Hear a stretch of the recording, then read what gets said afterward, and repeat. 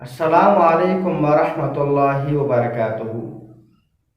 آج کل ہمارے نوجوانوں کے اندر یہ غلط فہمی بہت عام ہے۔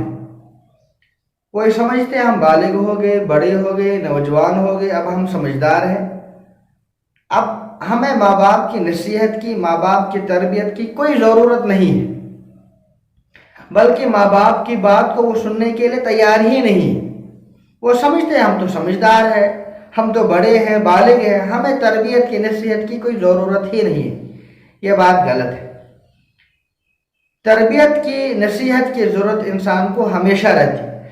جب تک انسان اس دنیا کے اندر ہے، انسان کو ہمیشہ نصیحت کی، تربیت کی اور خاص طور پر ماں باپ کی نصیحت کی ضرورت رہتی ہے۔ اللہ تعالیٰ نے حضرت یعقوب علیہ نبی علیہ الصلوۃ والتسلیم کا قرآن پاک کے اندر تذکرہ فرمایا ہے کہ جب حضرت یعقوب علیہ نبی علیہ الصلوۃ والتسلیم کو موت کے آثار ظاہر ہو گئے تو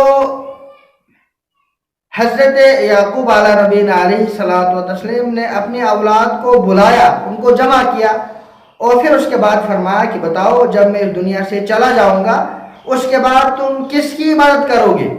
تو تمام نے ایک زبان ہو کر عرض کیا، اے ابا جان، آپ کے اس دنیا سے چلے جانے کے بعد بھی ہم اس دین پر قائم و دائم رہیں گے، ہم اس توحید پہ جمع رہیں گے، ہم شرک نہیں کریں گے، اللہ کی اور اللہ کے رسول صلی اللہ علیہ وسلم کی نافرمانی نہیں کریں گے، بلکہ ہم ملت ابراہیمی پر جم کے رہیں گے، ہم اللہ کی عبادت کریں گے۔ اب ذرا آپ اس واقعے سے اندازہ لگائے، حضرت یعقوب علیہ نبی علیہ الصلوۃ والتسلیم پیغمبر ہیں، ان کی اولاد پیغمبر کی اولاد ہے۔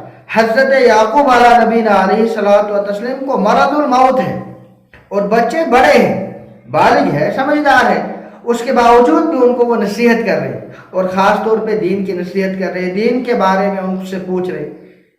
اس سے پتہ چلتا ہے کہ انسان جب تک دنیا کے اندر ہے اس کو نصیحت کی، تربیت کی ضرورت رہتی ہے، اور خاص طور پر ماں باپ کی طرف سے جو نصیحت ہوتی ہے، ماں باپ کی جو تربیت ہوتی ہے وہ کبھی ختم نہیں ہوتی۔